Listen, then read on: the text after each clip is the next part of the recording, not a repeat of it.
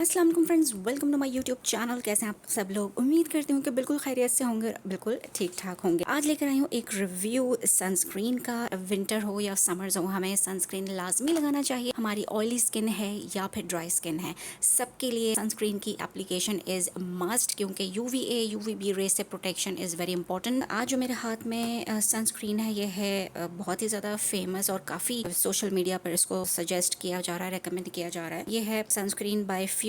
Insta page से order किया था। ये है सनस्क्रीन यूवी SPF 60++ और UVA और UVB दोनों रेज से प्रोटेक्शन, यानी कि इससे डबल प्रोटेक्शन आपको मिलती है। सबसे पहले मैं इसके पॉजिटिव्स की बात करूंगी, उसके बाद आऊंगी इसके कुछ नेगेटिव्स के ऊपर, ठीक है, जो मैंने ट्राई किया और ट्राई करने के बाद ही आपको बता रही हूँ। सबसे पहले इसकी पैकेजिंग आप देख लीजिए। पैकेजिंग लुक्स लाइक दिस, जिसके ऊपर आपको लिखा हुआ नजर आ रहा है कि वाटर रेजिस्टेंट है, नॉन कोमेटोजेनिक है, नॉन ग्रीसी है, और इसके अलावा इंग्रेडिएंट्स इसके मेंशन है, जिसके अंदर है टाइटेनियम डाइऑक्साइड, जिंक ऑक्साइड, जो कि बहुत अच्छे होते हैं। इसके अंदर मेनली जो चीज है वो है एलोवेरा लीफ एक्सट्रैक्ट। कहीं भी बाहर जाने से 20 to 30 मिनट्स पहले आपने अप्लाई करना है। 2 क्वांटिटीज में ये मिलता है, यानी ये इसकी छोटी ट्यूब है और इसकी जो बड़ी ट्यूब है वो है 100 ml की। इसकी प्राइस मैं आपको आखिर में बताऊंगी। अच्छा, ये है 50 ml की ट्यूब और ये छोटी है। अगर आपने ट्राई करनी है, फर्स्ट टाइम ट्राई करें, तो पहले छोटी वाली ट्राई करें और बाद में इसकी ज्यादा क्वांटिटी वाली है 100 ml वाली आप अगर सूट करे स्किन पर तो आप मंगवा सकते हैं। अच्छा, मैं इसका आप टेक्सचर आपको दिखाती हूँ कि टेक्सचर इसका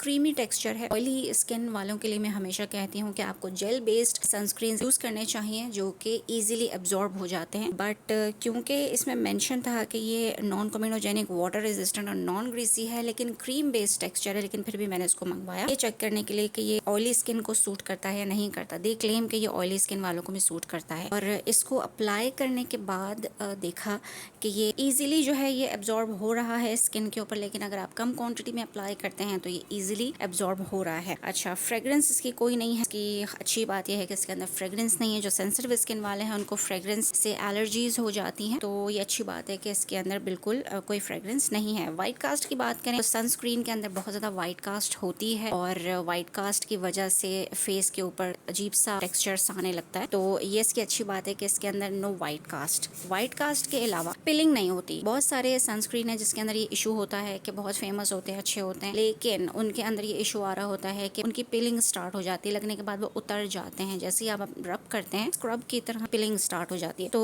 इसमें ये चीज नहीं है, पिलिंग नहीं होती है, ये अच्छी चीज है। अब प्राइस मैं इसकी आखिर में बताऊंगी, लेकिन अब इसके स्टार्ट करते हैं कुछ नेगेटिव पॉइंट्स। अच्छा, नेगेटिव में ये है कि इसको अप्लाई करने के बाद आपको फील होती है स्वेटिंग। व्हाइट कास्ट नहीं है, एब्जॉर्बेंसी अच्छी है, लेकिन थोड़ी देर के बाद ही जब मैंने इसको अप्लाई किया, थोड़ी देर के बाद इसके ऊपर फेस पाउडर लगाया, कॉम्पैक्ट पाउडर, ताकि फेस मेरा मैटिफाइंग लगे, ऑयली ना लगे। लेकिन थोड़ी देर के बाद ही बहुत ज़्यादा फेस पे स्वेटिंग होने लगी, तो जितना भी जो मेकअप किया था वो सारा पिघलने लगा घर के अंदर ही। तो बाहर जाने के बाद तो और ही बुरा हाल होता। आपका जो सनस्क्रीन है वो ऐसा होना चाहिए जो नॉन ग्रीसी तो फील कराए, लेकिन स्वेटिंग भी नहीं होनी चाहिए उसको अप्लाई करने के बाद, और आपकी जो स्किन है वो और ज़्यादा ऑयली नहीं होनी चाहिए। तो ये इसका नेगेटिव पॉइंट है। विद इन एन आवर जो है वो ऑयली हो जाती है, तो ये क्लेम मुझे कुछ ठीक नहीं लग रहा कि ये आपको नॉन ग्रीसी बहुत देर तक फील नहीं कराएगा, ग्रीसी हो जाती है। और 2 finger rule application is very important. अगर आप थोड़ी क्वांटिटी में लगाते हैं तो फौरन एब्जॉर्ब हो जाता है, लेकिन जब 2 फिंगर रूल के साथ आप ये सनस्क्रीन अप्लाई करते हैं तो ऑब्वियसली थोड़ी सी क्वांटिटी ज्यादा लगानी पड़ती है फेस के ऊपर। तो इसको एब्जॉर्ब करने के लिए थोड़ी सी मेहनत करनी पड़ती है, जरा टाइम लगता है इसको एब्जॉर्ब होने में। ऑयली स्किन वालों की बात करें, ड्राई स्किन वालों को मुझे नहीं पता है, क्योंकि मेरी ऑयली स्किन है, तो मैं अपना एक्सपीरियंस शेयर कर रही हूँ कि इसको जब 2 फिंगर रूल के साथ अप्लाई किया तो मुझे काफी देर लगी इसको एब्जॉर्ब कराने में स्किन के ऊपर। एक और जो नेगेटिव पॉइंट है वो ये कि ये प्राइसी है, अफोर्डेबल नहीं है। ये 50 ml की इतनी छोटी सी ट्यूब आपको मिलती है 1700 की, यानी 1700 रुपीज की विद डिलीवरी चार्जेस ये आपको मिल जाता है। यानी एक्चुअल प्राइस इसकी 1500 है, 1500 और 1600 something, which is very pricey. अच्छा, इसके अलावा एक और मैंने सनस्क्रीन आपको रेकमेंड किया था अपने प्रीवियस एक वीडियो में, बल्कि बहुत सारी वीडियोस में आपको मैंने रेकमेंड किया हुआ है, क्योंकि वो मुझे डर्माटोलॉजिस्ट ने रेकमेंड किया था, इसलिए मुझे बहुत अच्छे से सूट किया था। ऑयली स्किन वालों के लिए जेल बेस्ड सनस्क्रीन जो है वो काफी काम के रहते हैं। अगर कॉम्बिनेशन स्किन है तो आप ये वाला सनस्क्रीन ट्राई कीजिएगा, लेकिन अगर एक्सट्रीम ऑयली स्किन है तो प्लीज आप सोलो बैन का ये जेल बेस्ड सनस्क्रीन ट्राई कीजिएगा। बहुत ज्यादा उम्दा है, बहुत ज्यादा बेस्ट है, प्राइसी भी इतना नहीं है। आई थिंक आपको ये 1100-1200 का मिल जाता है मार्केट में।